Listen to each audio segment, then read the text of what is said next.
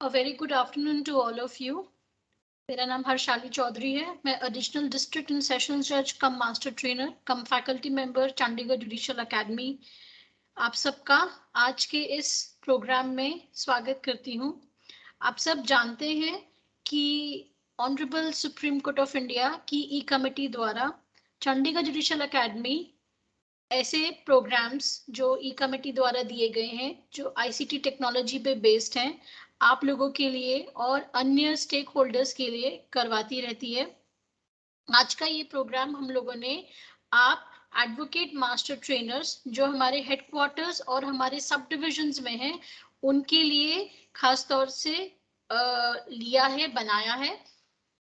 हमारे इस प्रोग्राम करने का जो पर्पस ये है कि हम चाहते हैं कि एक रिफ्रेशर कोर्स की तरह जितने भी ईसीटी के प्रोग्राम्स हैं, जितने भी ई कमेटी के प्रोग्राम्स हैं, उनके बारे में आप सबको अवगत कराया जाए। आप हमारे चंडीगढ़ जुडिशियल एकेडमी के बिहाफ में, ई कमेटी के बिहाफ में मास्टर ट्रेनर्स हैं और ये एक आपको ड्यूटी दी गई है कि आप ये सारे प्रोग्राम्स आगे जो आपके स्टेक होल्डर्स हैं, जो आपके हेडक्वार्टर्स या सब डिविजन्स में जो एडवोकेट्स और क्लर्क्स हैं, लिटिगेंट्स हैं, उनको अवगत कराएं।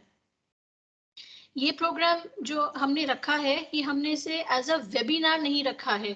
इसका मतलब ये है कि ऐसा नहीं है कि आप सिर्फ मुझे सुन पाएंगे और आप बात नहीं कर पाएंगे। ये प्रोग्राम हमने इंटरैक्टिव सेशन रखा है जिसमें हमारी तरफ से जो माइक है और कैमरा है वो म्यूट किया गया है और मैं चाहती भी हूँ कि आप अपना माइक और अपना कैमरा इस प्रोग्राम के होते हुए चलते हुए म्यूट पे ही रखें ताकि ये प्रोग्राम अपने टाइम पे खत्म हो जाए। लास्ट के जो हमारे 15 to 20 मिनट्स बच जाएंगे उसमें मैं चाहूंगी कि आप अपनी क्वेरीज हमारे सामने लेके आएं ताकि हम उसका निवारण कर सके। क्या मेरी आवाज सबको पहुंच रही है? आप चैट बॉक्स पे लिख सकते हैं, क्या मेरी आवाज सबको पहुंच रही है? शुक्रिया। तो ये जो हम प्रोग्राम कर रहे हैं, हम ये सब सारा प्रोग्राम की वीडियो रिकॉर्डिंग भी करेंगे और अंत में आपको हम जितने भी सेशंस हम ले रहे हैं, 8 या 9 सेशन जितने भी ले रहे हैं, उन सब की पीडीएफ फाइल भी प्रोवाइड कराएंगे ताकि जब आप ये प्रोग्राम करें तो आपको इनकी वीडियो रिकॉर्डिंग और इनकी पीडीएफ फाइल से हेल्प मिल सके। मैं इस बात को जानती हूँ और समझती भी हूँ कि स्पेशली हमारे सब डिविजन्स में या हमारे डिस्ट्रिक्ट हेडक्वार्टर्स में कई बार नेटवर्क की इशू बहुत ज़्यादा रहती है, इंटरनेट कनेक्टिविटी की इशू बहुत ज़्यादा रहती है।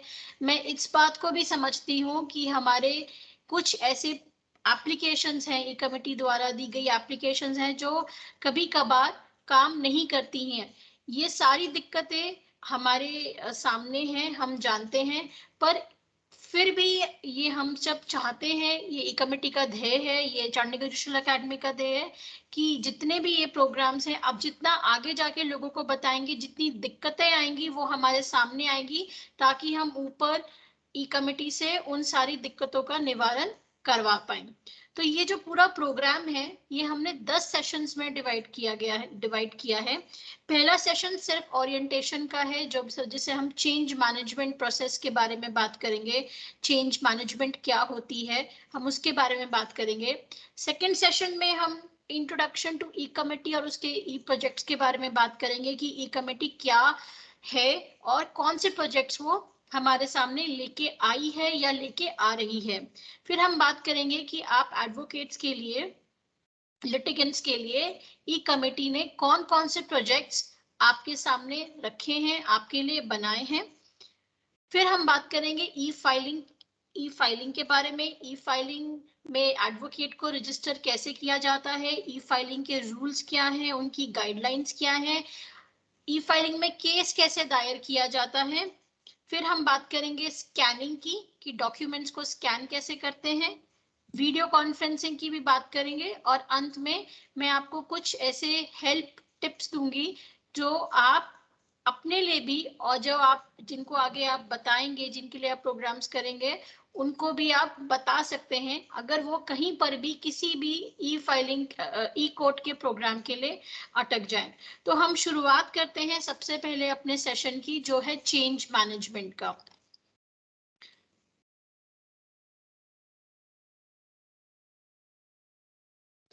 यदि अगर आपको बीच में किसी को कुछ कहना हो तो आप अपना हैंड रेज कर सकते हैं। अगर टाइम की सहूलियत के हिसाब से हम आपके क्वेश्चन को बीच में भी ले लेंगे। तो हम बात करते हैं सबसे पहले चेंज मैनेजमेंट के बारे में।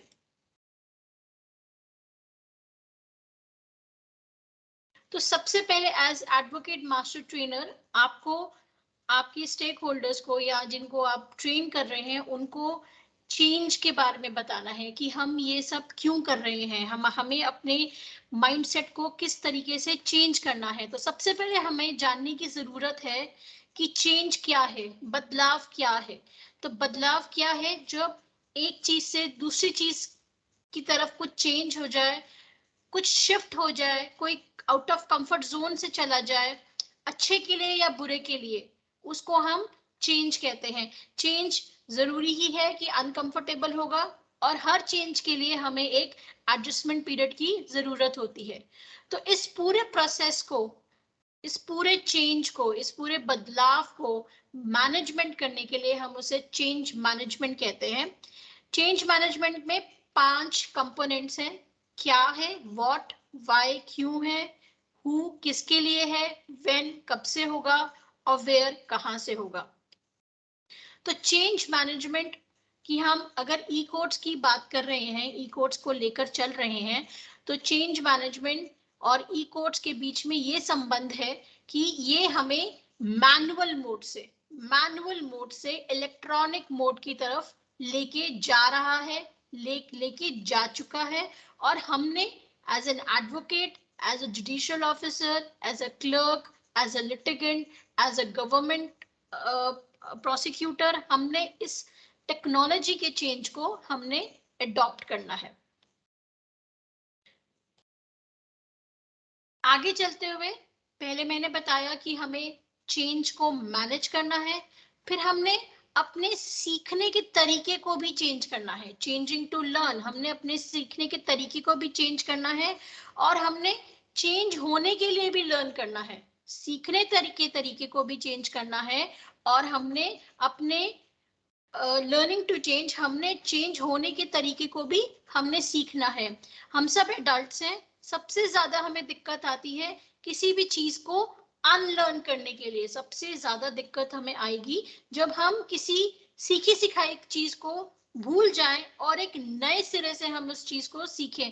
तो चेंज मैनेजमेंट में हमें सीखी सिखाई चीज को दोबारा से अनलर्न करने के का भी मैनेजमेंट आना चाहिए, और साथ ही साथ टेक्नोलॉजी को अडॉप्ट करने का भी हमें चेंज मैनेजमेंट आना चाहिए।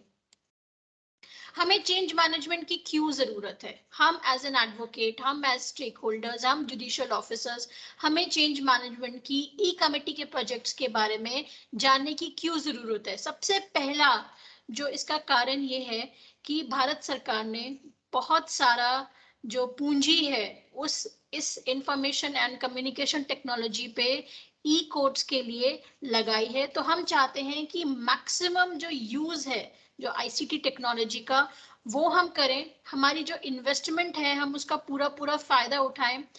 जो मैन पावर है, चाहे वो हमारे अहलमद हैं, चाहे वो हमारे रीडर्स हैं, चाहे वो हमारे प्रोसेस सर्वर्स हैं, या हमारे एडवोकेट्स हैं, या हमारे क्लर्क्स हैं, उनका हम मैक्सिमम मैन पावर, जो उनका मैक्सिमम मैन पावर है, हम उसे यूज कर पाए।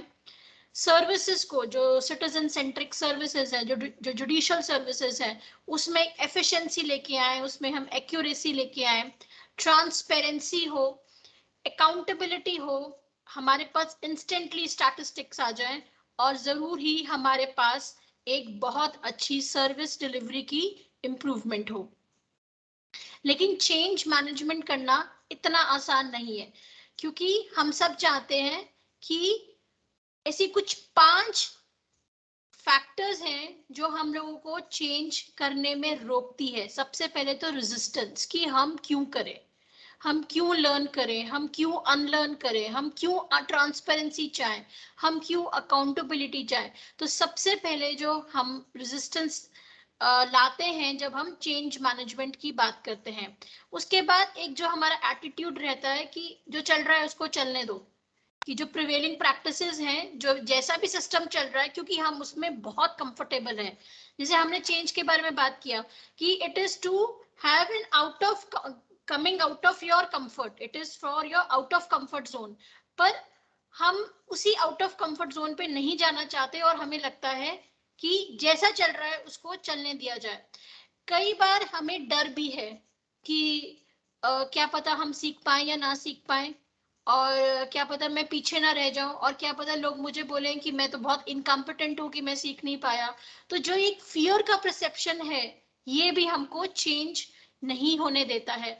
और टेक्नोलॉजी फोबिया, ये जो मैं सबके वो फीडबैक्स पढ़ रही थी जब हमने आप लोगों को रजिस्ट्रेशन फॉर्म दिया, तो उसमें काफी लोगों आप लोगों ने बताया कि जो हमारे सीनियर एडवोकेट्स हैं, जो हमारे सीनियर जो हमारे सामने आते हैं, वो चेंज नहीं होना चाहते, उनको टेक्नोलॉजी के बारे में पता नहीं है, उनको थोड़ा डर है। तो एक टेक्नोलॉजी फोबिया भी है जो हमें चेंज मैनेजमेंट, जो हमें चेंज इस मैनुअल से टेक्नोलॉजी की तरफ ले जाने के लिए जो हमें पीछे रखता है। तो जैसे आप इस पिक्चर को देखें, बहुत एविडेंट है कि जो चेंज को आसानी से अपना लेता है वो बहुत खुश है। जो जिसको लगता है चेंज बहुत बेकार है, ये क्या, हम अच्छे भले मैनुअल में चल रहे थे, उसको हमने टेक्नोलॉजी में हमने चेंज कर दिया, वो बहुत दुखी है। एक को कोई फर्क ही नहीं पड़ता है, हाँ ठीक है जैसा है वैसा है, और एक है जिसको समझ ही नहीं आ रहा है कि मैं करूं या ना करूं। तो हम सब में कभी ना कभी ये चारों फेजेस आते हैं, और हमें इन्हीं फेजेस को चेंज करके अपने माइंडसेट को टुवर्ड्स टेक्नोलॉजी लेके आना है। इसको अगर और अच्छी तरीके से समझे तो हम सब में, अगर मैं इस पिक्चर को थोड़ा ब्रॉड करूं, तो हम सब में एक चेंज मैनेजमेंट का एक हम प्रोसेस चलाते हैं। सबसे पहले हमें एंजाइटी होती है कि क्या हम जो चेंजेस आ रहे हैं, जो सडनली बोल दिया कि समन्स भी निकाल के सॉफ्टवेयर से निकाल के अब करवाएंगे, और अभी तो सर्विस भी बोल रहे हैं कि एन स्टेप से करवाएंगे, फिर ये भी बोल रहे हैं कि अभी ई फाइलिंग होने वाली है, ई फाइलिंग करें, फिर ये बोल रहे हैं कि ई पेमेंट करें, वर्चुअल कोर्स करें, वीडियो कॉन्फ्रेंसिंग करें। तो सबसे पहले क्वेश्चन आता है कि क्या मैं इन सबको कोप अप कर सकता हूँ, कि क्या मैं क्या इसको अपनाऊंगा। फिर उसके बाद खुशी भी आती है कि अरे एट लास्ट कुछ तो चेंज हो रहा है, कोविड के बाद इतना कुछ हुआ है, तो कुछ तो कोविड लेके आया है कि इतना चेंज हो रहा है। फिर हम ये भी सोचते हैं कि इसका क्या इम्पैक्ट होगा मेरी रोजमर्रा की जो मेरी लाइफ है, जो मेरे कामकाजी लाइफ है, उसमें मेरा क्या इम्पैक्ट होगा। एक डर आता है, थोड़ा डर भी आता है हमारे अंदर, एक हमें डर की फीलिंग भी आती है। फिर हमें थोड़ा गिल्ट भी आता है कि हम नहीं कर पाएंगे, और ये अल्टीमेटली हमें डिप्रेशन पे लीड करता है, और हम हॉस्टाइल हो जाते हैं कि अभी हमें चेंज नहीं करना है, जैसा है वैसा ही है। तो हम लोग एक रेजिस्टेंस पे ले आते हैं। एक फेज ये होता है। एक फेज दूसरा होता है जिसमें आप सोचते हैं अरे ये तो बहुत बड़ा है, इतना तो मैंने सोचा ही नहीं था, अरे यहाँ तो बहुत कुछ हो रहा है, दुनिया में इतना कुछ हो रहा है। तो उसके बारे में सोचते हैं, और फिर हम कहते हैं कि नहीं, हम भी चेंज कर सकते हैं, हम भी अपने आप को चेंज कर सकते हैं, हम भी टेक्नोलॉजी के साथ चल सकते हैं, हम भी ये धीरे धीरे करके सारी जो प्रोजेक्ट्स हैं हम भी उसमें अपना योगदान दे सकते हैं। तो ये एक जो हमारी चेंज मैनेजमेंट की स्टेजेस हैं, हम सब में कभी ना कभी हमें इन स्टेजेस से गुजरना ही होता है।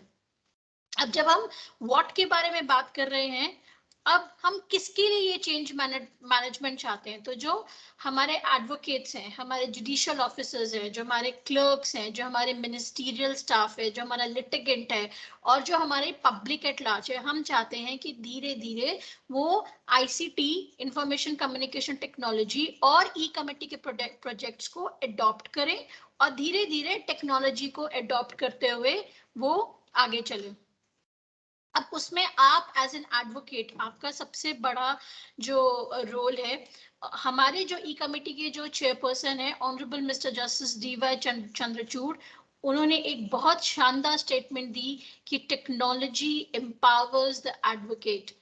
टेक्नोलॉजी आप लोगों को पावरफुल बनाती है, क्योंकि आप कोर्ट और जस्टिस, कोर्ट और लिटिगेंट के बीच का एक वो इंटरफेस है। आप टेक्नोलॉजी को अपनाएंगे, कोर्ट को भी टेक्नोलॉजी यूज करना पड़ेगा, लिटिगेंट भी आपके पास उतना ही जागरूक होके आएगा। तो आप गेम चेंजर कैसे हो सकते हैं, हम आपसे एज ई कमिटी क्या रिजल्ट हम आपसे एक्सपेक्ट कर सकते हैं कि एक तो आप सब सक्षम हो जाएं कि आप ई कोर्ट सर्विसेज को यूज कर सके। ई कोर्ट सर्विसेज को यूज करने का फायदा ये है कि आपका टाइम, आपकी एनर्जी, आपका ट्रैवल में जो टाइम है वो कम लगेगा, वर्क फ्रॉम होम आप कर सकते हैं, और आपके ऊपर ये बहुत बड़ी जिम्मेवारी है कि आप एक टॉर्च बेयरर्स हैं।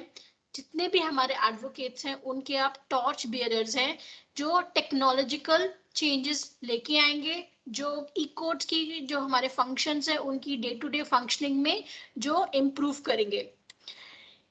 एडवोकेट्स ही नहीं, जो आपके क्लर्क्स हैं, आपके क्लर्क्स का भी उतना ही योगदान है ई कोर्ट सर्विसेज के प्रोजेक्ट्स को आगे बढ़ाने का।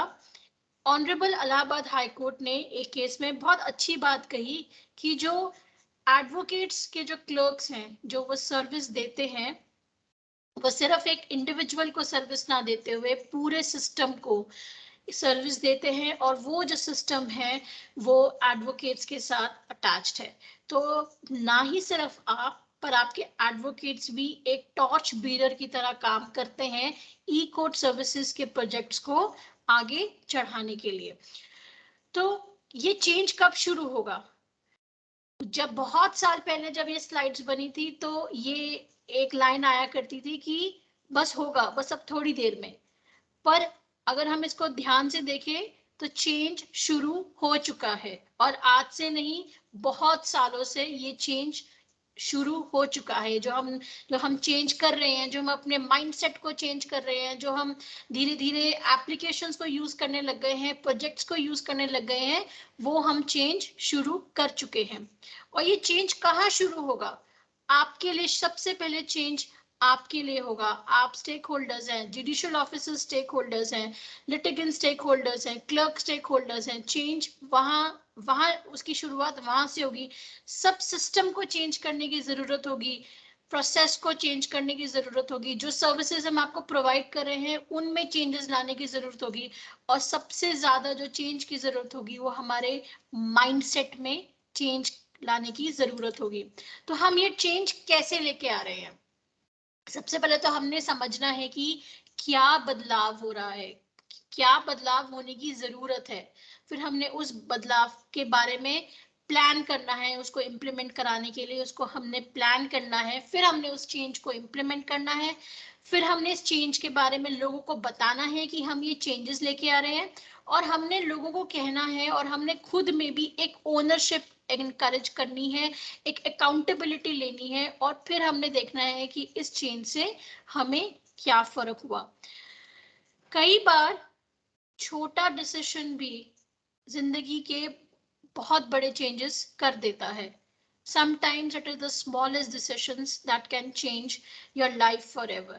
तो इसी को ध्यान में रखते हुए हमने अपने जो माइंडसेट है, जो हमने अपने चेंज को मैनेज करना है, इसके बारे में हमने और काम करना है। और जब भी हम अपना पहला सेशन लेंगे तो हम अपने पहले सेशन में चेंज मैनेजमेंट की इंपॉर्टेंस को जरूर बताएंगे सब, क्योंकि जब तक हम अपने माइंडसेट को चेंज नहीं करते, जब तक हम अपने माइंड को रेडी नहीं करते कि हमने इसे अडॉप्ट करना है, तब तक चाहे हम कितने ही प्रोजेक्ट्स ले आए, चाहे हम कितने ही चेंजेस कर ले, उसका कोई फायदा नहीं होगा।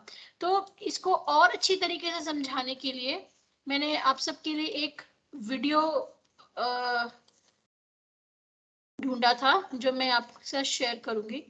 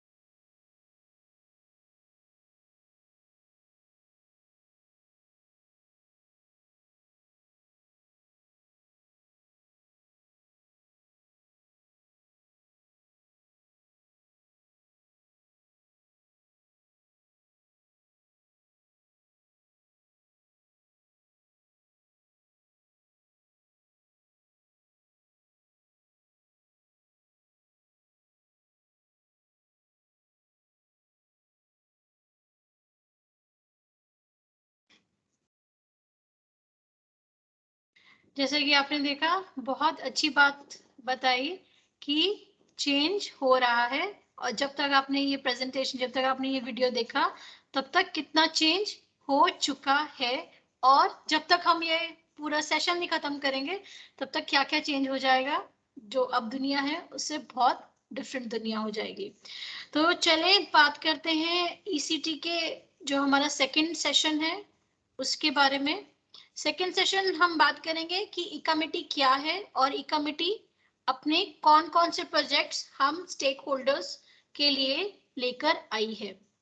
तो जो इंफॉर्मेशन कम्युनिकेशन टेक्नोलॉजी का जो एरा है, वो उसका जो एफर्ट है वो शुरू हुआ 2000-2001 में, और 2003 और 2004 के बीच में पहली बार भारत सरकार नेशनल ई गवर्नेंस प्रोग्राम के नाम से एक प्रोग्राम लेके आई, जिसमें आईसीटी से निर्भर करते हुए हमने सोचा कि अपने इंफ्रास्ट्रक्चर में कुछ बदलाव ला सके, कुछ इंट्रोडक्शन ला सके।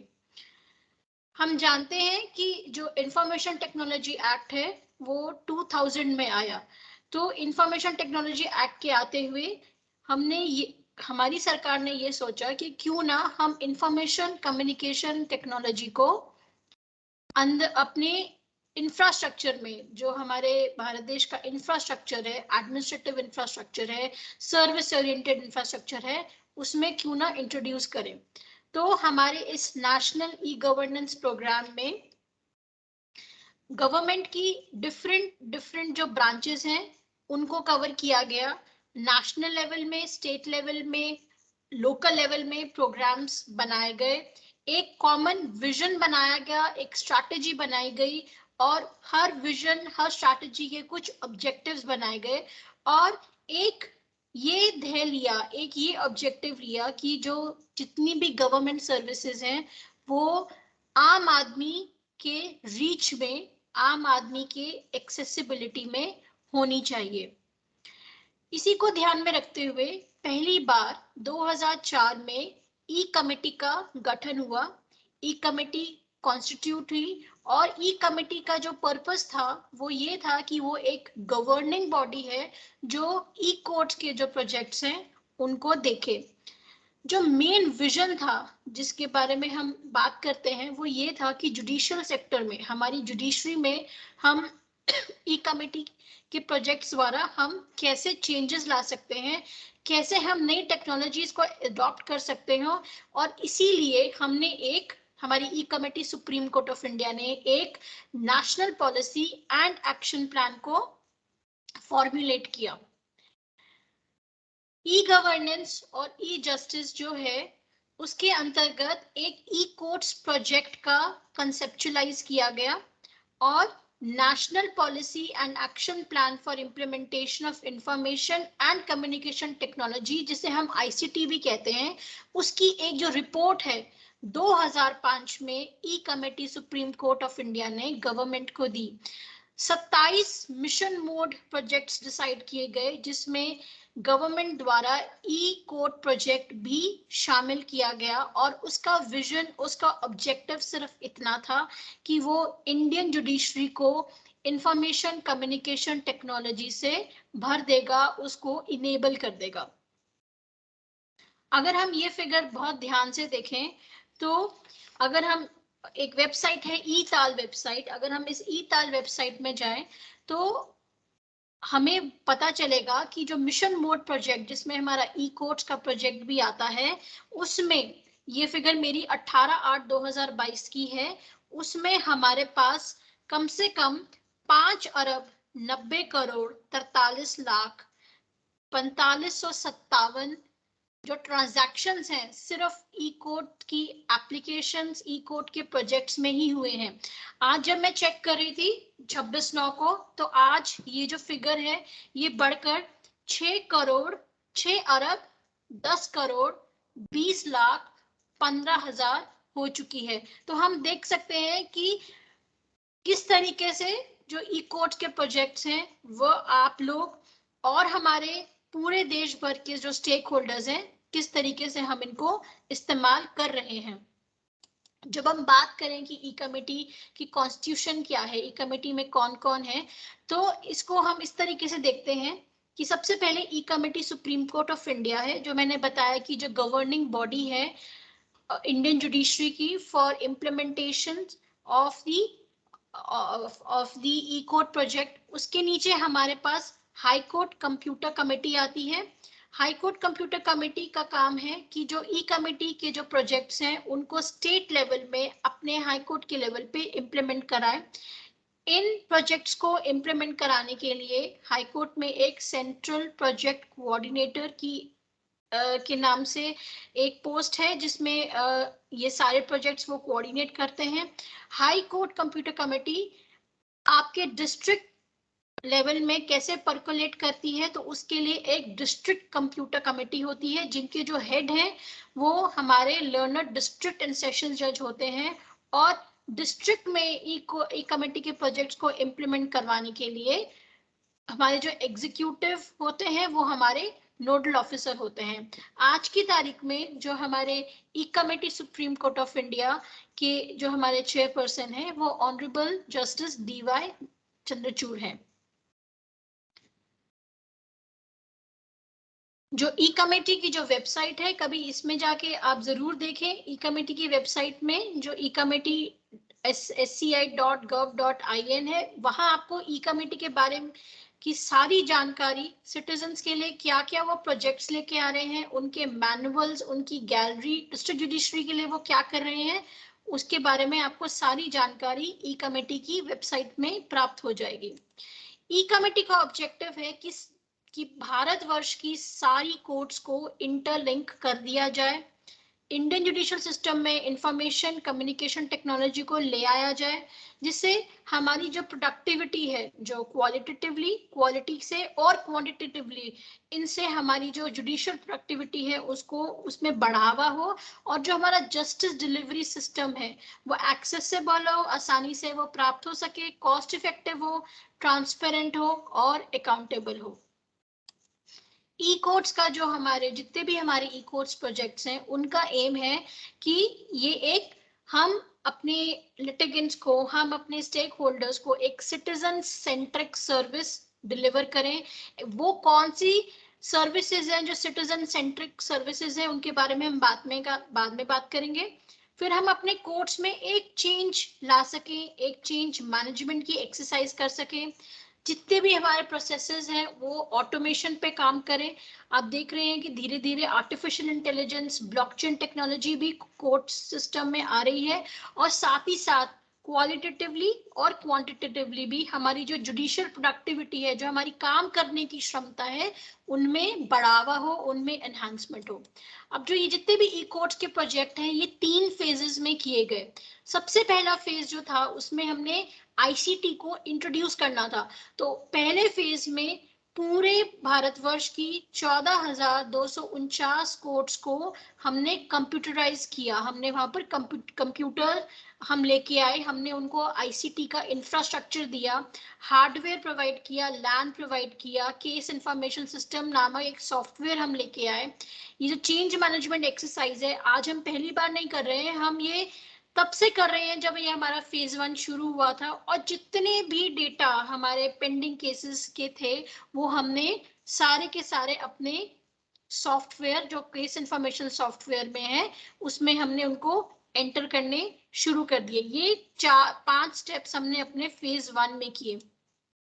फेज 2 जो हमारा प्रोजेक्ट हुआ, वो हमने 4 अगस्त 2015 में हमने उसका अप्रूवल लिया। अब हमारा काम था कि जो हमने ऑलरेडी आईसीटी इंफ्रास्ट्रक्चर दिया है जुडिशरी को, जुडिशियल सिस्टम को, जो हमने स्ट्रॉन्ग इंफॉर्मेशन टेक्नोलॉजी सिस्टम दिया है, हम इसको और स्ट्रॉन्ग बना सके।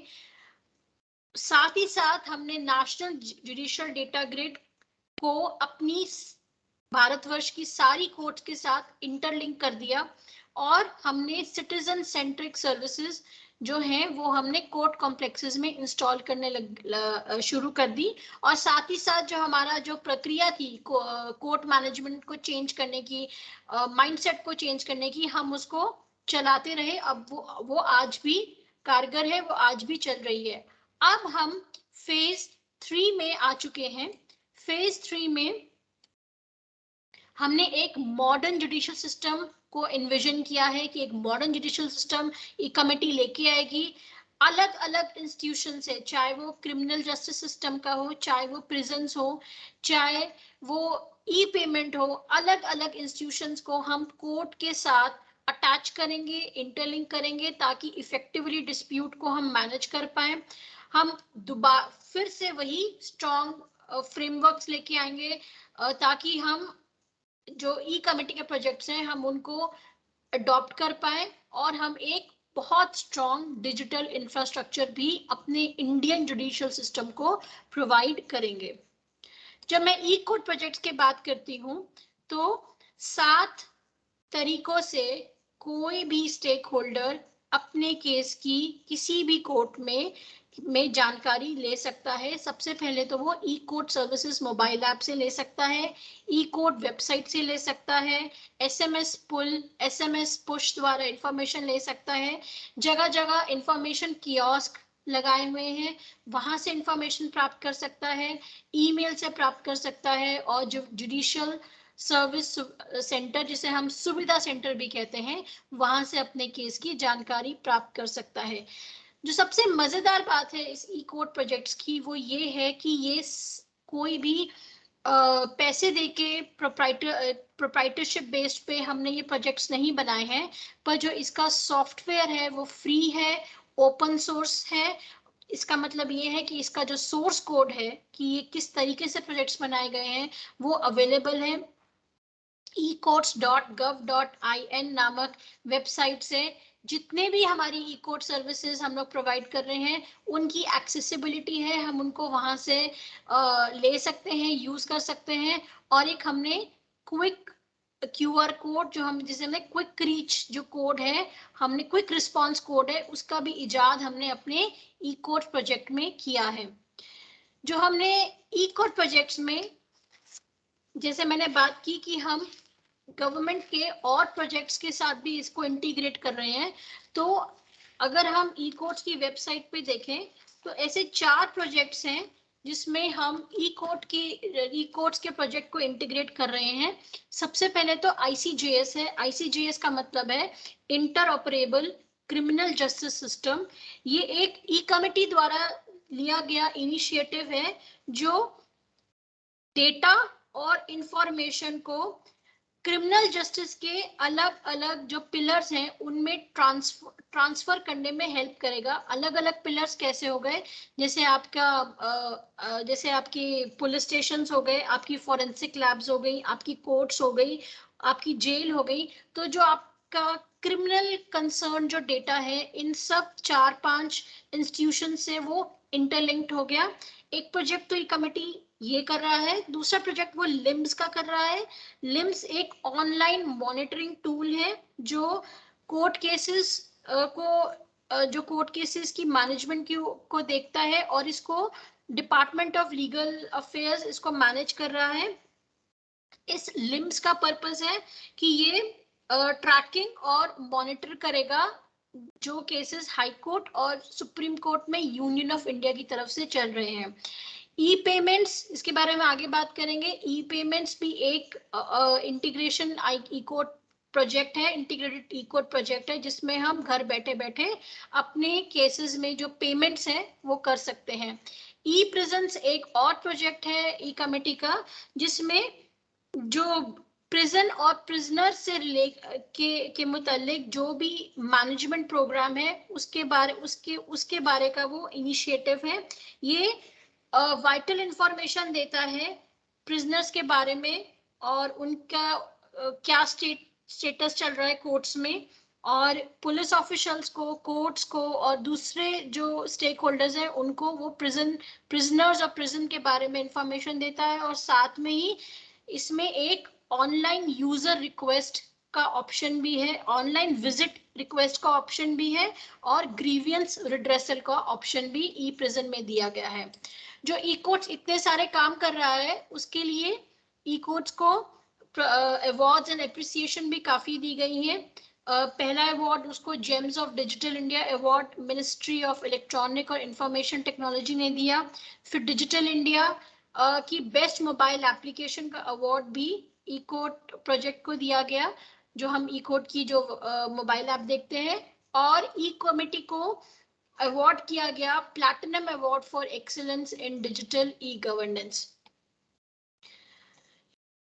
वही हम बात आते हैं कि ये सारी की सारे प्रोजेक्ट्स, इनका तब तक कोई यूज नहीं है, कोई एग्जीक्यूशन नहीं है, कोई इम्प्लीमेंटेशन नहीं है अनलेस ये हमारे स्टेक होल्डर्स के काम आए। तो हमारे स्टेक होल्डर्स इसमें जुडिशियल ऑफिसर्स हैं, मिनिस्ट्रियल स्टाफ है, आप एडवोकेट्स हैं, गवर्नमेंट लीडर्स हैं, क्लर्क्स हैं, लिटिगेंट्स हैं, और पब्लिक एट लार्ज, आम जनता है।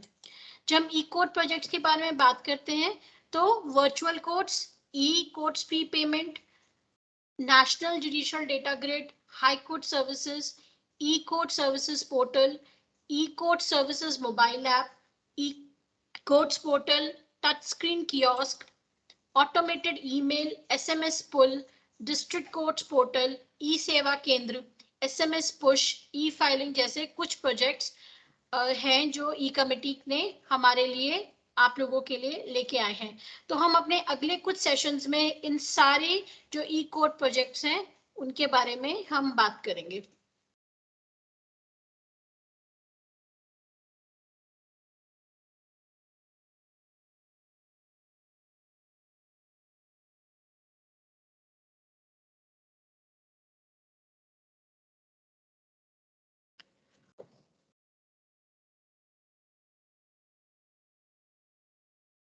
अब हम बात करते हैं अपने थर्ड सेशन में कि ऐसे कौन से इलेक्ट्रॉनिक केस मैनेजमेंट सर्विसेज और टूल्स हैं जो आप एडवोकेट्स के लिए काम में आ सकती हैं। जैसे कि हमने अपनी शुरू की स्लाइड में बात बताया कि जो ये टेक्नोलॉजी है, टेक्नोलॉजी एम्पावर्स द एडवोकेट। आप एज अ गेम चेंजर इस पूरे आईसीटी इनेबल्ड जुडिशियल सिस्टम में काम आ सकते हैं। आप एक बहुत बड़े गेम चेंजर हैं, ना कि आप लिटिगेंट्स को, पर बाकी आगे सारे एडवोकेट्स को भी आप बता सकते हैं कि किस तरीके से हम इंफॉर्मेशन टेक्नोलॉजी को अपने सिस्टम के अंदर, अपने जुडिशियल सिस्टम के अंदर इंट्रोड्यूस कर रहे हैं। तो जैसा हमने बात किया अपने पिछले सेशन में कि कुछ सिटीजन सेंट्रिक सर्विसेज हैं, जैसे virtual court, e court fee payment, national judicial data grid, high court services, e court services portal, e court service mobile app, e courts portal, touch screen kiosk, automated email, SMS push, district courts portal, e सेवा केंद्र, SMS push, ई filing, ऐसी कुछ services हैं जो हम अपने ई court projects के द्वारा आप सबके लिए ई कमेटी लेके आई है। तो धीरे धीरे करके हम हर एक प्रोजेक्ट के बारे में बात करते हैं। तो जो पहला प्रोजेक्ट हम बात करेंगे वो है वर्चुअल कोर्ट्स का। तो वर्चुअल कोर्ट्स हैं क्या? वर्चुअल कोर्ट्स का जो पर्पस है, उसका पर्पस ये है कि लिटिगेंट और लॉयर को कोर्ट में जाने की जरूरत ना हो, और आपके केसेस का जो समाधान है वो वर्चुअल प्लेटफॉर्म में ही हो जाए। जैसे जो पेटी डिस्प्यूट है, जैसे एमवी एक्ट के चालान हो गए, या जिसमें अगर 206 सीआरपीसी के अंतर्गत समन्स आया है, ऐसे कुछ केसेस के समाधान के लिए वर्चुअल कोर्ट्स को इंट्रोड्यूस किया गया है। इसमें जो कम्युनिकेशन है, वर्चुअल कोर्ट में जो कम्युनिकेशन है वो इलेक्ट्रॉनिक फॉर्म में होगी, सेंटेंसिंग भी इलेक्ट्रॉनिक फॉर्म में होगी, और कंपनसेशन या जो पेमेंट का जो पेमेंट ऑफ फाइन है वो भी इलेक्ट्रॉनिक फॉर्म में ऑनलाइन ही किया जाएगा। अगर एक्यूज्ड अपने गिल्ट को एडमिट कर देता है, जैसे एमवी एक्ट के केसेस में अगर वो कन्फेशन कर देता है, तो उसका भी जो निपटारा है वो वर्चुअल कोर्ट्स में ऑनलाइन द्वारा किया जा सकता है। तो वर्चुअल कोर्ट्स को देखने के लिए, वर्चुअल कोर्ट्स को जानने के लिए हमें vcourts.gov.in की जो वेबसाइट है वहां जाकर सबसे पहले एंटर करके उसके पेज में जाना पड़ेगा। जब हम vcourts.gov.in की वेबसाइट पे जाएंगे तो वो कुछ इस तरीके से पेज खुलेगा। वहां पर आपको अपने स्टेट को सिलेक्ट करना है। यहाँ पर आप देखेंगे हरियाणा भी है, महाराष्ट्र भी है, केरला भी है। तो हरियाणा में ट्रैफिक डिपार्टमेंट जो है, जिसका जो वर्चुअल कोर्ट जो है वो फरीदाबाद में जो उसका पायलट प्रोजेक्ट चल रहा है, उन केसेस को वो देख रहा है। तो आपको जाके यहाँ पर अपने स्टेट को सिलेक्ट करना पड़ेगा। उसके बाद आपको आपके पास जो नोटिस आया है, जो चालान आया है, वो आप अपने मोबाइल नंबर से भी सर्च कर सकते हैं, सीएनआर नंबर से भी केस को सर्च कर सकते हैं, पार्टी के नाम से भी सर्च कर सकते हैं, और चालान या व्हीकल के नाम से भी सर्च कर सकते हैं। कैप्चा डालेंगे, कैप्चा एंटर करेंगे, सबमिट करेंगे तो आपको आपके सारे केस का डिटेल आपके सामने आ जाएगा। तो जब हम ये सब एंटर करेंगे तो इस तरीके से, जैसे चालान नंबर की एंटर किया तो इस तरीके से ये सारा का सारा जो डिटेल है वो हमारे सामने आ गया, जिसमें ऑफेंस का कोड, ऑफेंस क्या किया है, कौन सी सेक्शन के अंदर किया है और कौन सा फाइन है, प्रपोज्ड फाइन क्या है, वो सारी की सारी इंफॉर्मेशन हमारे सामने आ जाएगी। फिर उसके साथ हम उस अपने केस की फर्दर डिटेल को भी हम देख सकते हैं। यहाँ पर जब हम व्यू करेंगे तो हम अपने केस की फर्दर डिटेल को भी यहाँ पर आगे जाके देख सकते हैं। अगर हम फाइन देने को तैयार हैं तो हम एक्सेप्ट को हम क्लिक करेंगे और यहाँ हम अपना मोबाइल नंबर डालेंगे, ओटीपी डालेंगे और एक्सेप्ट और पे करेंगे, ओटीपी आ जाएगा और हम इसके बाद आगे चलेंगे। जब हम एक्सेप्ट एंड पे करते हैं तो हमें जो वर्चुअल कोड की जो वेबसाइट है वो हमें आगे ई पे की वेबसाइट के पेमेंट गेटवे पे ले जाती है। वहां से हम अपने जो चालान है वो हम उसका भुगतान कर सकते हैं। जब वो ई पे की वेबसाइट पे जाएगी तो इस तरीके से कुछ ई पे की वेबसाइट का पेज, वेब पेज इस तरीके से खुल जाएगा, जहां पर आपको ये सारी डिटेल्स भरनी पड़ेंगी। अगर आप डेबिट कार्ड, क्रेडिट कार्ड से चाहते हैं तो वहां से पेमेंट हो सकती है, इंटरनेट बैंकिंग से चाहते हैं तो वहां से पेमेंट हो सकती है। जब आप अपना पेमेंट कर देंगे, जब आप पे नाउ पे क्लिक करेंगे तो इस तरीके से एक एक्नॉलेजमेंट आ जाएगी, जिसे आप देख सकते हैं कि आपने अपना जो पेमेंट है वो कर लिया है। और इस तरीके से आप वर्चुअल कोर्ट में आपका जो चालान है वो जमा हो जाएगा, आपका फाइन भर दिया जाएगा। तो ये जैसे मैंने आपको बताया कि जो वर्चुअल कोर्ट की जो सुविधा है वो आज सिर्फ फरीदाबाद डिस्ट्रिक्ट में ही अवेलेबल है। जहां तक मेरी जानकारी है पंजाब और हरियाणा में इसके अलावा या चंडीगढ़ में वो सुविधा अवेलेबल नहीं है। बट जो वर्चुअल कोर्ट है ये बहुत अच्छा माध्यम है कि आप घर बैठे बैठे जो पेटी ऑफेंसेस हैं, जो एमवी एक्ट की ऑफेंसेस हैं, उनका जो भुगतान है वो आप कर सकते हैं। हमें बहुत सारी क्वेरीज ई कोर्ट फी पेमेंट के बारे में भी आई। तो ई कोर्ट फी पेमेंट क्या है? ई कोर्ट फी पेमेंट एक ऐसी सुविधा है जो ऑनलाइन पेमेंट प्रोवाइड करवा सकती है। किस चीज की? कोर्ट फीस की, फाइन की, पेनल्टी की और जुडिशियल डिपॉजिट्स की। जैसे हरियाणा में ई ग्रास से जो ई कोर्ट पेमेंट है वो इंटरलिंक्ड है, पंजाब में स्टॉक होल्डिंग से इंटीग्रेटेड है, चंडीगढ़ में स्टॉक होल्डिंग से इंटीग्रेटेड है। तो इसी तरीके से हर स्टेट की जो हर चीज स्टेट की जो वेंडर्स हैं उनके साथ ई कोर्ट फी पेमेंट का जो ऑप्शन है वो इंटीग्रेटेड है। ई कोर्ट्स फी पेमेंट को यूज करने के लिए आपको pay.ecourts.gov.in की वेबसाइट पर जाना होगा और वहां से अपनी कार्रवाई शुरू करनी होगी। ई कोर्ट फी पेमेंट्स के लिए कुछ हमें रिक्वायरमेंट है, इसकी हमें कुछ सुविधाएं दी हुई है। सबसे पहले तो जो भी स्टेट गवर्नमेंट के पोर्टल्स हैं उनमें उनमें जो बैंक्स लिस्टेड है उनमें हमारा नेट बैंकिंग अकाउंट होना चाहिए। कई ऐसे भी बैंक्स हैं जिनमें हम नेट बैंक कई ऐसी भी पेमेंट्स हम कर सकते हैं जहां नेट बैंकिंग की हमारे पास सुविधा नहीं है, पर फिर भी हम बैंक काउंटर से जो हम ई कोर्ट फी की पेमेंट हम कर सकते हैं।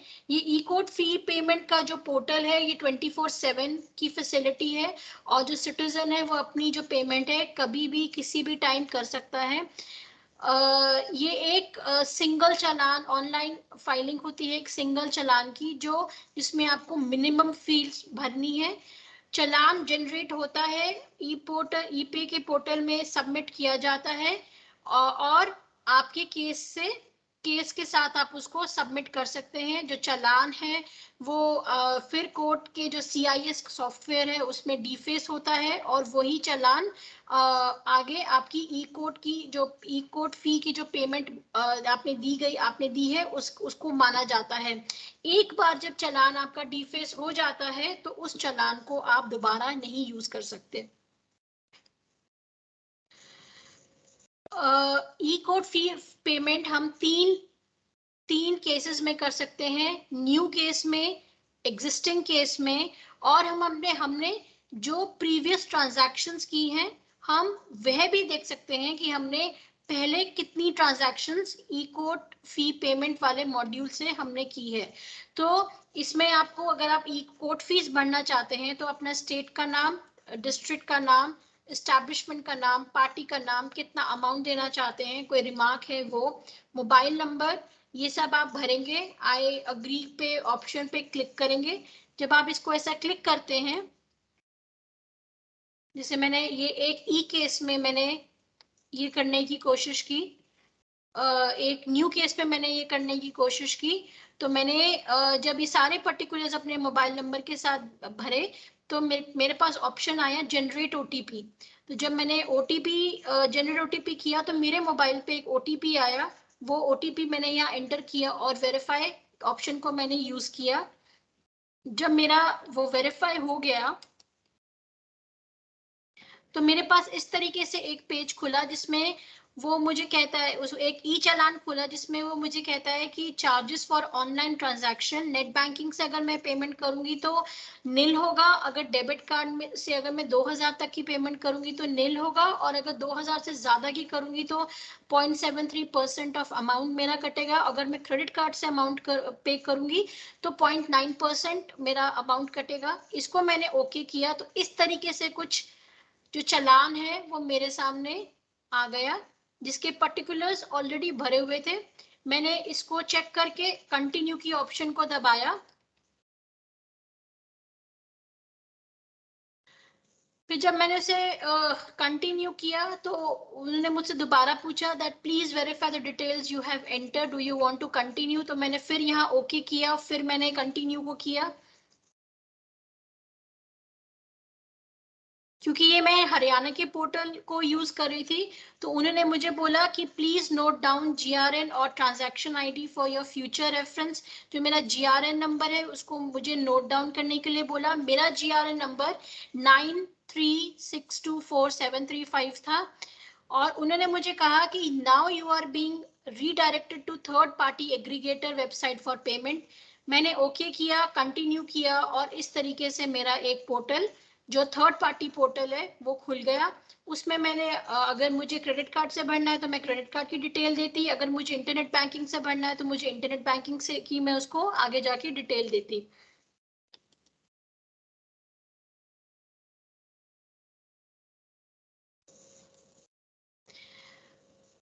मैंने इंटरनेट बैंकिंग को की ऑप्शन को यूज किया, उस पर मैंने ₹1 लिखा और फिर आगे मैंने प्रोसीड विद पेमेंट का एक मेरे पास ऑप्शन आया। प्रोसीड विद पेमेंट के बाद मैंने अपना यूजर ID पासवर्ड अपने बैंक अकाउंट का डाला। मेरे वो यूजर ID पासवर्ड से मुझे मेरी नेट बैंकिंग के पेज पे ले गया। वहां पर मैंने अपना ₹1 जो मैंने जो अपना कोड फीस टेस्टिंग के लिए मैंने डाला था वो मैंने डिडक्ट करवाया, कंफर्म करवाया। मेरे पास OTP आया, OTP से मैंने OTP डाला, फिर मैंने कंफर्म किया और इस तरीके से ट्रांजैक्शन सक्सेसफुल का मेरे पास पेज आया। और साथ ही साथ ये ई चालान का जो पेज है ये मेरे सामने खुल गया, ये मेरे सामने आ गया। हरियाणा में जो ई ग्रास है वो हमारी ई कोर्ट की जो CIS में जो ई कोर्ट्स हैं उसके साथ हमने लिंक नहीं किया हुआ है, तो हम उसको हरियाणा में डीफेस नहीं कर सकते। चालान को CIS के सॉफ्टवेयर में, ई चालान को CIS के सॉफ्टवेयर में हम डीफेस नहीं कर सकते क्योंकि CIS सॉफ्टवेयर और ई ग्रास आपस में इंटरलिंक्ड नहीं है। लेकिन पंजाब में, चंडीगढ़ में जो आप ई चालान जब आप जमा करते हो, ई चालान से जब आप पैसे जमा करते हो, तो जब आप कोर्ट ऑफिशियल को अपना ई चालान दिखाते हो तो वो स्टॉक होल्डिंग जो पंजाब और हरियाणा के जो पोर्टल, पंजाब और चंडीगढ़ के जो पोर्टल है वहां से वो कंफर्म करते हैं और आपका जो चालान है वो मान्य माना जाता है। जहां तक मेरी नॉलेज है, पंजाब और चंडीगढ़ में भी ई चालान CIS के सॉफ्टवेयर में नहीं इंटीग्रेट किया गया है, लेकिन ई चालान पंजाब और चंडीगढ़ में स्टॉक होल्डिंग द्वारा मान्य है और वह चल रहा है। इसी तरीके से एग्जिस्टिंग केस में भी, वो तो मैंने आपको सिर्फ एक सिंपल केस बताया था जिसमें न्यू केस में अगर मैंने पेमेंट करनी है, अगर मेरे को किसी एग्जिस्टिंग केस में भी पे करनी है तो मैं वही सारा का सारा प्रोसीजर अडॉप्ट करूंगी। यहाँ कोर्ट फीस में जाऊंगी, डिस्ट्रिक्ट कोर्ट्स में क्लिक करूंगी, न्यू केस की बजाय मैं एग्जिस्टिंग केस में जाऊंगी, CNR नंबर डालूंगी, जो मुझे अमाउंट डालना है मैं वो डालूंगी, अपना मोबाइल नंबर डालूंगी और वही जो प्रोसेस है कि मैं अपना OTP जनरेट करूंगी। जब एक बार OTP जनरेट हो जाएगा, मैं अपना OTP डाल के आगे उसको आगे चलूंगी। CNR नंबर से भी मैं एंट्री कर सकती हूँ, केस नंबर से भी मैं एंट्री कर सकती हूँ और साथ ही साथ में फाइलिंग नंबर से भी एग्जिस्टिंग केस में ई कोर्ट फी पेमेंट के ऑप्शन को मैं यूज कर सकती हूँ। जैसे मैंने आपको यहाँ दिखाया कि यहाँ पर मैंने OTP डाला और OTP से वो आगे आ जाएगा, जो आप इस स्लाइड में देख सकते हैं कि मैंने यहाँ मैंने अपना मोबाइल दिया था, मैंने जनरेट OTP किया और यहाँ से मैं इसको OTP आ गया और मैं इसको आगे जाके काम कर सकती हूँ इसमें आगे जाके।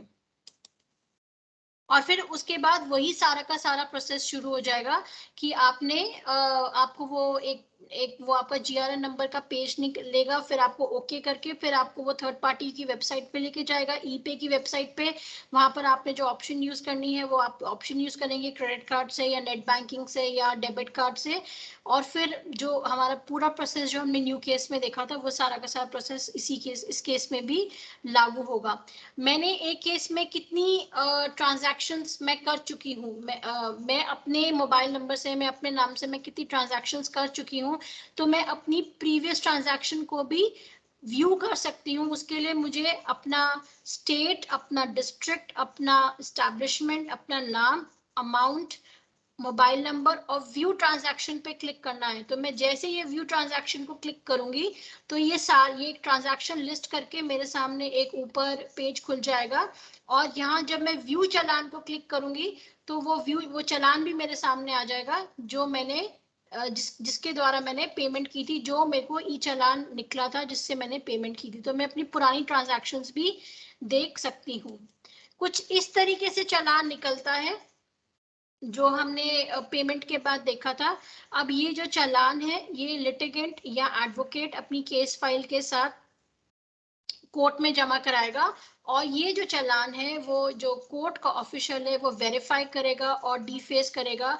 या तो जैसे मैंने बताया पंजाब में और चंडीगढ़ में वो कंफर्म करवाएंगे ट्रेजरी से, स्टॉक होल्डिंग ट्रेजरी से कि ये आया है या नहीं आया है, या फिर CIS सॉफ्टवेयर में ये एक सुविधा की जाएगी कि हम ऑटोमेटिकली जो स्टॉक होल्डिंग है या ई ग्रास है उसको हम इंटीग्रेट कर दें ताकि हमें कहीं से वेरीफाई करने की जरूरत ना हो और CIS से ही हम उसको वेरीफाई कर सके। CIS से ही वेरीफाई करके हम अपने ई चालान को हम डीफेस कर सके। इसके बाद हम बात करते हैं नेशनल जुडिशियल डेटा ग्रिड की।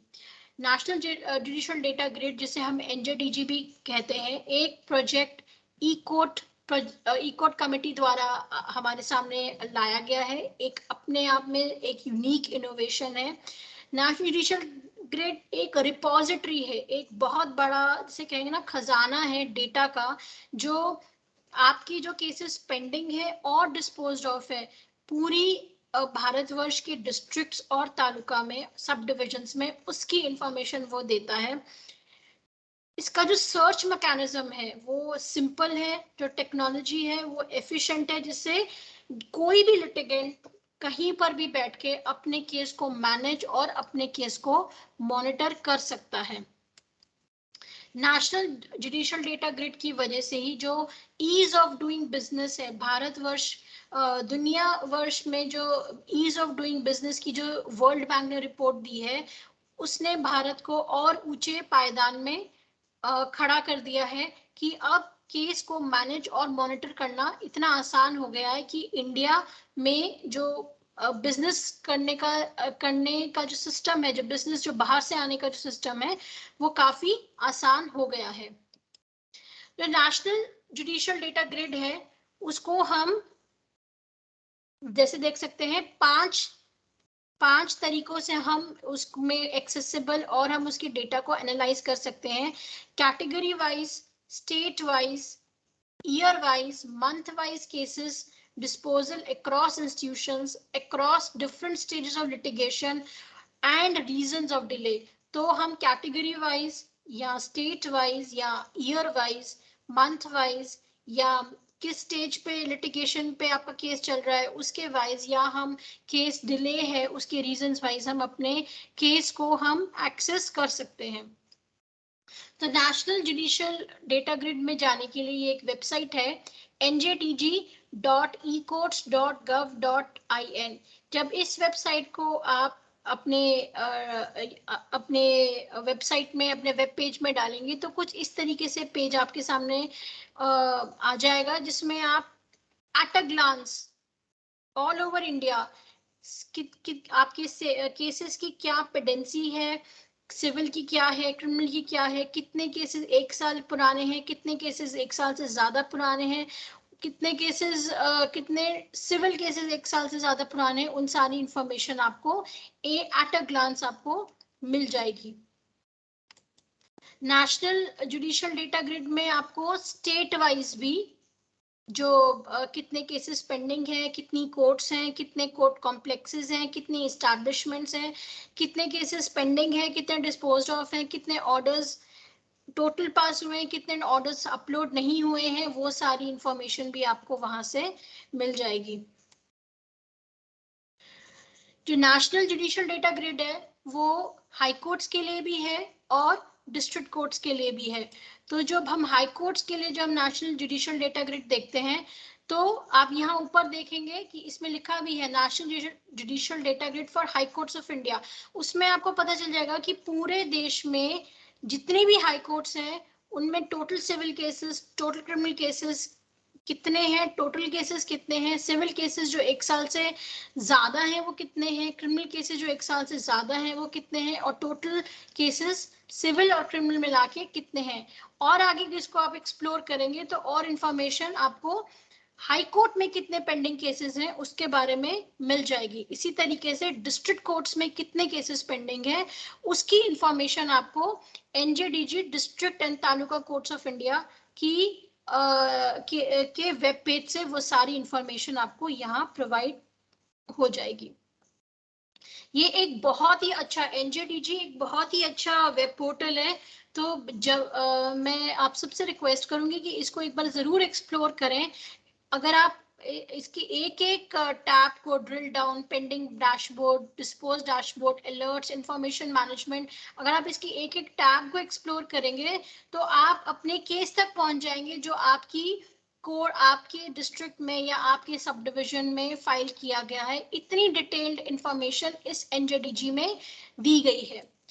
इसी तरीके से एक जो ई कोर्ट का जो प्रोजेक्ट है वो हाई कोर्ट सर्विसेज भी है। हाई कोर्ट सर्विसेज जो है उसको एक्सेस करने के लिए आपको hcservices.ecourts.gov.in की वेबसाइट पे जाना होगा।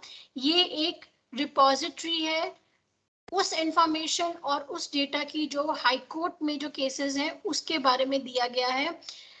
इस वक्त 4.6 मिलियन केसेस अवेलेबल हैं जो पेंडिंग है, जो इस वेबसाइट में दर्शाते हैं। जब आप hcservices.ecourts.gov.in के वेब पेज से जाएंगे तो जो अगर आप Punjab and Haryana high court से देखेंगे तो आपको कुछ इस तरीके से आपको एक पेज खुलेगा जिसमें आपको ये डिटेल भरनी पड़ेगी। फिर आप party name, case number, filing number, advocate name, FIR number, act और केस टाइप से भी हाई कोर्ट के पेंडिंग केसेस के बारे में जानकारी प्राप्त कर सकते हैं। जो हमारे लिए सबसे ज्यादा जो यूजफुल आता है वो है ई कोर्ट्स मोबाइल एप्लीकेशन। हम सब, चाहे जुडिशियल ऑफिसर हैं, चाहे क्लाइंट्स हैं, चाहे एडवोकेट्स हैं, चाहे क्लर्क्स हैं, हम सब इस ई कोर्ट्स मोबाइल एप्लीकेशन को बहुत यूज करते हैं। मैं जानती हूँ और मैं मानती भी हूँ कि कई बार हमारी जो ई कोर्ट्स मोबाइल एप्लीकेशन है सर्वर डाउन होने की वजह से नहीं चलती हैं, पर ये एक बहुत बढ़िया एप्लीकेशन है जिसमें आपको आपके केस की जानकारी राउंड द क्लॉक, चाहे आपका केस स्टेटस है, चाहे कॉज लिस्ट है, चाहे कोर्ट के ऑर्डर्स हैं, आपको 24/7 अवेलेबल है। इससे आपको ऑटोमेटेड ईमेल्स भी प्राप्त होती हैं और आप अपनी डिजिटल डायरी भी माय केसेस के टैब से मेंटेन कर सकते हैं। तो अगर हम ई कोर्ट, आप सब यूज ही करते हैं ये ई कोर्ट मोबाइल एप्लीकेशन, तो अगर हम इसका जो सबसे पहले देखें, जब हम इसको खोलते हैं तो इसका जो मेन्यू आता है उसमें कुछ, इसका जो सबसे पहला पेज है वो तो कुछ इस तरीके से आता है। उसमें आप सबसे पहले वो आपको बोलता है हाउ टू, मतलब आपको यहीं पर वो हेल्प दे रहा है। Use configure option in side menu to manage your cases from majority of the high court और डिस्ट्रिक्ट कोर्ट्स और both. If you know the CNR number of the case, enter the 16 alphanumeric CNR number without any hyphen or space. On clicking the search button, the current status and entire history of the case will be shown. If you don't know the CNR number of the case, then it can be searched by other options like case registration number, party name, advocate name. For this, click on the case status message. तो आपको ये ई code mobile application कैसे use करनी है उसका जो short का जो ग्लिम्प्स है वो आपके फ्रंट पेज में, आपके डैशबोर्ड में ही दे दिया गया है। फर्दर हम अगर इसके लेफ्ट 3-4 लाइन्स को क्लिक करें तो आपका इस तरीके से कुछ मेन्यू खुल जाएगा। हम इसके एक एक मेन्यू के बारे में बात करेंगे। होम तो आपका ये जो फ्रंट पेज है वो रहेगा। अबाउट अस में वो बताएगा कि ये है क्या, ई कोर्ट सर्विसेज की ऐप है क्या। आगे चलते हैं तो जो वो कॉन्फ़िगरेशन की बात कर रहे थे हम लोग कि हाई कोर्ट और डिस्ट्रिक्ट कोर्ट की कॉन्फ़िगरेशन आप कर सकते हैं, तो वो आप ये सेटिंग्स में जाके आप हाई कोर्ट की इंफॉर्मेशन चाहते हैं या डिस्ट्रिक्ट कोर्ट की इंफॉर्मेशन चाहते हैं, सेटिंग्स में जाके कॉन्फ़िगर करके एक टैब खुलेगा, वहां पर आप उस इंफॉर्मेशन को आप कॉन्फ़िगर कर सकते हैं। आप हाई कोर्ट भी कर सकते हैं, डिस्ट्रिक्ट कोर्ट भी कर सकते हैं और बोथ भी कर सकते हैं। जैसे आप इस इमेज में देखेंगे मैंने डिस्ट्रिक्ट और हाई कोर्ट दोनों को कॉन्फ़िगर कर दिया था, तो मेरे पास डिस्ट्रिक्ट कोर्ट और हाई कोर्ट दोनों की जो इंफॉर्मेशन है अपनी ई कोर्ट मोबाइल एप्लीकेशन में प्राप्त होगी। हम ई कोर्ट मोबाइल एप्लीकेशन से केस को मैनेज भी कर सकते हैं। ये हमें इंफॉर्मेशन देता है सबऑर्डिनेट कोर्ट्स और हाई कोर्ट्स, जो हमारे देश में जो हाई कोर्ट्स हैं उनमें जो केसेस पेंडिंग है उनके बारे में। Public litigants, lawyers, police, government agencies के लिए जैसे मैंने कहा कि बहुत यूजफुल है। और जो ये सर्विसेज है आपको CNR number, case status, cause list और माई केस कैलेंडर जैसी कुछ सुविधाएं आपको इस ई कोड मोबाइल एप्लीकेशन में दी गई हैं। QR कोड की बात हमने की थी। आप QR कोड से भी अपने केस की इंफॉर्मेशन आप ले सकते हैं। QR कोड मतलब quick response bar code, that is bar code. आप QR कोड को अगर स्कैन करेंगे तो उससे भी आपको तुरंत और एक्यूरेट इंफॉर्मेशन आपके केस के बारे में दी जाएगी। जैसे मैंने QR कोड से इंफॉर्मेशन निकालने के लिए किया तो मुझे कुछ इस तरीके से इंफॉर्मेशन मिली, और ये जो QR कोड है वो आपके हर केस डिटेल के नीचे इस तरीके से कुछ दिया गया है।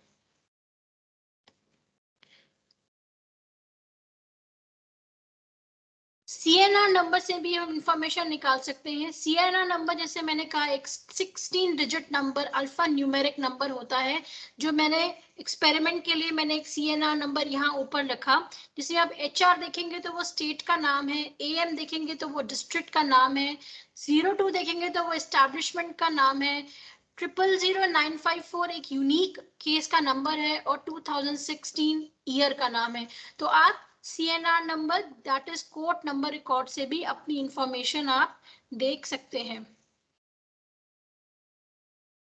इसी तरीके से आप case number, party number, filing number, FIR number, advocate, act, case type, pre trial application से भी अपने केस के स्टेटस के बारे में जान सकते हैं। आप कॉज लिस्ट भी जान सकते हैं। कॉज लिस्ट की टैब में आप क्लिक करेंगे, कोर्ट कॉम्प्लेक्स का नाम, कोर्ट का नाम, कॉज लिस्ट का डेट, सिविल और क्रिमिनल, आपको आपके सामने वो कॉज लिस्ट आ जाएगी। इस तरीके से एक जो कॉज लिस्ट है सिविल की और क्रिमिनल की आपके सामने आ जाएगी। आपकी डिजिटल डायरी, एक केस आपकी डिजिटल डायरी भी बन सकती है। ई कोड मोबाइल एप्लीकेशन बहुत अच्छी डिजिटल डायरी भी बन सकती है। इसको आप यहाँ से ऐड केस करें।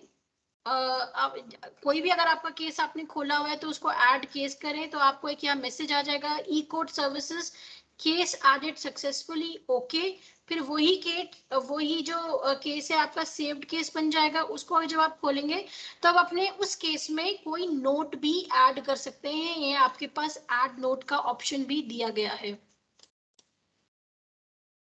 इसी तरीके से आप अपने केस को, जैसे मैंने, अगर आप इसको ध्यान से देखें तो मैंने यहाँ पर एक नोट ऐड किया हुआ है। इस केस को ऐड करने के बाद एक मैंने यहाँ नोट ऐड किया था, नोटिस टू बी सेंट का। तो मतलब आपने साथ साथ जो आपका ऑर्डर है वो भी आप अपने लिए यहाँ पर लिख सकते हैं। नोट मैंने यहाँ नोटिस टू बी सेंट कर दिया, और यहाँ जो मैंने नोट किया था वो जो मेरी डिजिटल डायरी है वहां इस येलो ऑप्शन में, येलो से वो मेरे को दर्शाता भी है। मैं इस केस को रिमूव भी कर सकती हूँ। उसके लिए मुझे रिमूव केस का ऑप्शन, मैं अगर यूज करूंगी तो इस केस को मैं रिमूव भी कर सकती हूँ। जब मैं अपने केस को सेव करती हूँ तो वो एक डिजिटल डायरी के लिए की तरह मेरे काम में आता है। और यहाँ पर आप माई केसेस में देख सकते हैं, वहां वो मुझे 1 दिखा रहा है क्योंकि मैंने एक केस को सेव किया था और जिसकी वो डेट, अगली डेट वो मुझे 22 अगस्त की दिखा रहा है।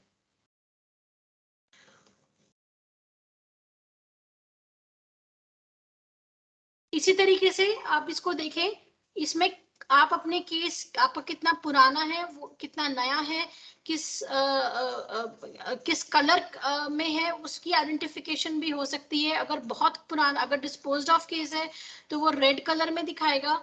अगर वो 5 साल से पुराना केस है तो येलो कलर में दिखाएगा। अगर वो 2 साल से पुराना केस है तो वो एक ब्लू कलर में दिखाएगा। तो एक कलर आइडेंटिफिकेशन का फीचर भी हमें ई कोड मोबाइल एप्लीकेशन में दिया गया है। इसी तरीके से कोर्ट की लोकेशन क्या है, कोर्ट की लोकेशन क्या है वो भी आप ई कोड मोबाइल एप्लीकेशन से देख सकते हैं। यहाँ पर आपको एक ऐसा आइकॉन मिलेगा जिसको अगर आप क्लिक करेंगे तो वो आपको यहाँ ले जाएगा, इस पेज पे लेके जाएगा। और तब आप गेट मैप अगर करते हैं तो आपको कोर्ट की लोकेशन भी यहाँ मिल जाएगी।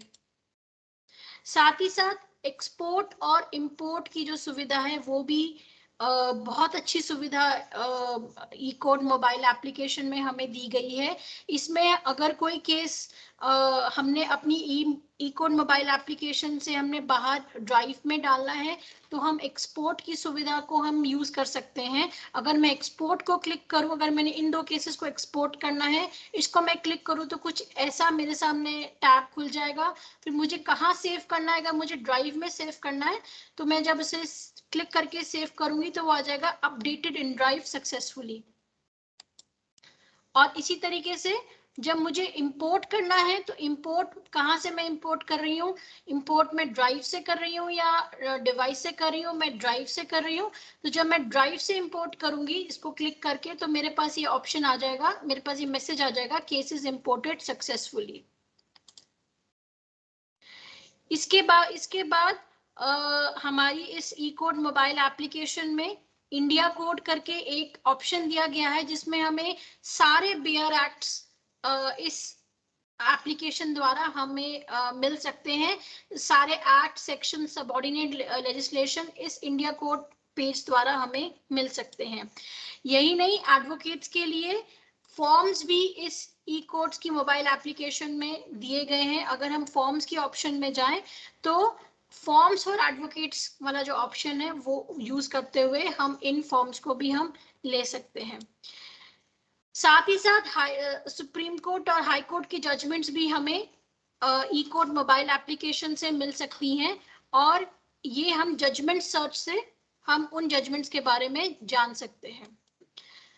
इसके बाद ई कोर्ट सर्विसेज पोर्टल है कि और ई कोर्ट की क्या सर्विसेज हमें और मिल सकती हैं। तो कुछ ई कोर्ट सर्विसेज पोर्टल के इस वेब लिंक को जब मैं अपने ब्राउजर में डालूंगी तो कुछ इस तरीके से पेज खुल जाएगा।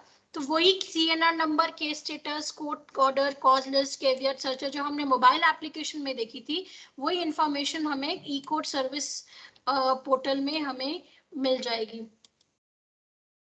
साथ ही साथ एक ecourts.gov.in की वेबसाइट है। इसमें हमें सिटीजन सेंट्रिक सर्विसेज के बारे में इंफॉर्मेशन मिलती है, जस्टिस डिलीवरी सिस्टम के बारे में इंफॉर्मेशन मिलती है। ये कंपैटिबल है, इंटरऑपरेबल है, कोर्ट मैनेजमेंट और केस मैनेजमेंट के बारे में बताती है। जब आप इस वेबसाइट को ऑन करेंगे, जब इस वेबसाइट को अपने ब्राउजर में डालेंगे, तो आपका जो पेज है वो इस तरीके से कुछ खुल जाएगा, जिसमें आपको ई कोर्ट्स की और सर्विसेज के बारे में आपको जानकारी प्राप्त होगी, जैसे high court services, high court NGDG, high court India, district service, district court NGDG, district courts of India, ऐसी कुछ इंफॉर्मेशन आपको मिल जाएगी। ई फाइलिंग, ई पे, वर्चुअल कोर्ट्स, इसके बारे में आपको कुछ इंफॉर्मेशन हमें आगे मिल जाएगी। फिर एक डिस्ट्रिक्ट कोर्ट्स ecourts.gov.in जो हमारी डिस्ट्रिक्ट कोर्ट्स की वेबसाइट है, उसकी भी सर्विसेज है वो हमारे ई कोर्ट प्रोजेक्ट्स में आती है। तो उसके लिए अगर हम इस वेबसाइट में जाएं districtcourts.ecourts.gov.in में, तो कुछ इस तरीके से पेज खुलेगा। वहां हम पंजाब, हरियाणा, चंडीगढ़ कोई भी सिलेक्ट कर लेंगे, जैसे ये पंजाब है, ये हरियाणा है और ये चंडीगढ़ है। जब हम अपने डिस्ट्रिक्ट को सिलेक्ट करेंगे तो हमें हमारे डिस्ट्रिक्ट का कुछ वेब पेज इस तरीके से खुल के मिलेगा। जैसे मैंने चंडीगढ़ डिस्ट्रिक्ट डाला था तो मुझे मेरा वेब पेज कुछ इस तरीके से मिला था। वहां पर भी डिस्ट्रिक्ट कोर्ट की वेबसाइट में भी जाके मुझे बहुत इंफॉर्मेशन प्राप्त हो सकती है। जैसे कि मैं यहाँ देखूँ, यहाँ मुझे फॉर्म्स, कौन से जज लीव पे हैं, जुरिस्डिक्शन क्या है, रूल्स रेगुलेशन, अबाउट अस में लेटेस्ट अनाउंसमेंट्स, ये सारी इंफॉर्मेशन हमें प्राप्त हो सकती है। साथ ही साथ हमको डिस्ट्रिक्ट कोर्ट्स की वेबसाइट से भी हम अपने केस स्टेटस को जान सकते हैं, एडवोकेट को जान सकते हैं, केस नंबर से हम इंफॉर्मेशन प्राप्त कर सकते हैं। ये सारी सर्विसेज हमारे डिस्ट्रिक्ट कोर्ट्स की वेबसाइट में है। टच स्क्रीन, ये आजकल हमने देखा होगा हमारे डिस्ट्रिक्ट हेडक्वार्टर्स और सब डिविजन में टच स्क्रीन कियोस्क लगे हुए हैं, जिससे हम अपनी इंफॉर्मेशन, अपने केस की इंफॉर्मेशन कोर्ट में रहते हुए जानकारी प्राप्त कर सकते हैं। उसमें भी हमें वही CNR number, filing number, registration number, FIR number, party name, subordinate जैसी कुछ जानकारियां डाल के हमें इंफॉर्मेशन हमें मिल सकती है। पंजाब और हरियाणा और चंडीगढ़ में ई सेवा केंद्र, पोर्टेबल ई सेवा केंद्र भी खोले जा रहे हैं। पंजाब में मोगा और हरियाणा में कुरुक्षेत्र में हमारे पास ई सेवा केंद्र अभी पायलट प्रोजेक्ट की तरह है। चंडीगढ़ में भी ई सेवा केंद्र है। ई सेवा केंद्र से हमें ई सेवा केंद्र हमें बनाया गया है कि जो सर्विसेज हैं, ई कोर्ट सर्विसेज की, जो हमारे लेस प्रिविलेज सेक्शन के जो लोग हैं उनको हम वो सर्विसेज दे सकें। कॉमन लिटिगेंट के लिए एक ये वन स्टॉप सेंटर की तरह काम करेगा, जो कोर्ट की सारी नीड्स को देखेगा और उसको हेल्प करेगा। और बिल्कुल पब्लिक एंट्री के सामने इस ई सेवा केंद्र होगा, या और भी ऐसी लोकेशंस में हो सकता है जहां पब्लिक की एक्सेसिबिलिटी हो। तो ये कुछ हमारे सेलिएंट फीचर्स हैं, इसकी कुछ फैसिलिटीज हैं हमारे ई सेवा केंद्र की। इसके अलावा हमारे पास कुछ मैनुअल्स हैं ई कोर्ट्स के, जो हेल्प मैनुअल्स हैं, जो हमें जितना भी हमने बात किया सारी इंफॉर्मेशन मोबाइल एप्लीकेशन की, एन स्टेप की, ई पे यूजर की कुछ मैनुअल्स हैं जो वो सारी इंफॉर्मेशन हमें हेल्प के लिए दे सकते हैं। हमें ईमेल द्वारा भी इंफॉर्मेशन कई बार अपने केसेस की आ सकती है, तो ई कोर्ट सर्विसेज हमें ऑटोमेटेड ईमेल भी देता है। तो जो हमारा CIS का सॉफ्टवेयर है वो इस तरीके से डिजाइंड है कि वो ऑटोमेटिकली एडवोकेट्स को और लिटिगेंट्स को ईमेल्स देता है, भेजता है, उनको केस के स्टेटस के बारे में, नेक्स्ट डेट ऑफ हियरिंग के बारे में, कॉज लिस्ट के बारे में, जजमेंट्स के बारे में, ऑर्डर्स के बारे में देता है। पर ऑटोमेटेड ईमेल आने के लिए सबसे पहले यूजर को CIS में अपना ईमेल रजिस्टर करवाना जरूरी है। लिटिगेंट को भी CIS में अपना ईमेल रजिस्टर कराना जरूरी है, ताकि उसको भी ऑटोमेटेड ईमेल CIS ऑटोमेटिकली भेज सके। तो कुछ इस तरीके से अगर आपने अपना जो ईमेल है वो रजिस्टर कराया हुआ है तो कुछ इस तरीके से जो मेल है वो आपको मिलेगा। इसी तरीके से आपने देखा होगा कि एसएमएस, कई बार आपको एसएमएस रिसीव होते हैं या आप एसएमएस अपने केस के बारे में भेज भी सकते हैं। उसके लिए आपको इंटरनेट कनेक्टिविटी की जरूरत नहीं है। एक नंबर है 9766899899। ये नंबर पे आप ई-कोड स्पेस CNR नंबर, अपने केस का नंबर अगर डाल के भेज दें तो आपको अपने केस के स्टेटस के बारे में सारी जानकारी मिल जाएगी। जो एसएमएस हमें कोड द्वारा आते हैं उन्हें हम एसएमएस पुश कहते हैं। आप के केस की जो स्टेटस है वो ऑटोमेटिकली आपके पास, अगर आप रजिस्टर्ड एडवोकेट हैं या रजिस्टर्ड लिटिगेंट हैं तो ऑटोमेटिकली वो इंफॉर्मेशन आपके पास आ जाएगी। तो ऐसी कुछ सर्विसेज हैं जो ई-कोर्ट की एप्लीकेशंस हैं जो हमारे एडवोकेट्स के लिए हैं। तो आप एज अ मास्टर ट्रेनर इन एप्लीकेशंस को जरूर अपने जो स्टेक होल्डर्स हैं, जिनको आप आगे जाके ट्रेन करेंगे, जिनको आप अवेयर करेंगे, उनको आप जरूर बताएं।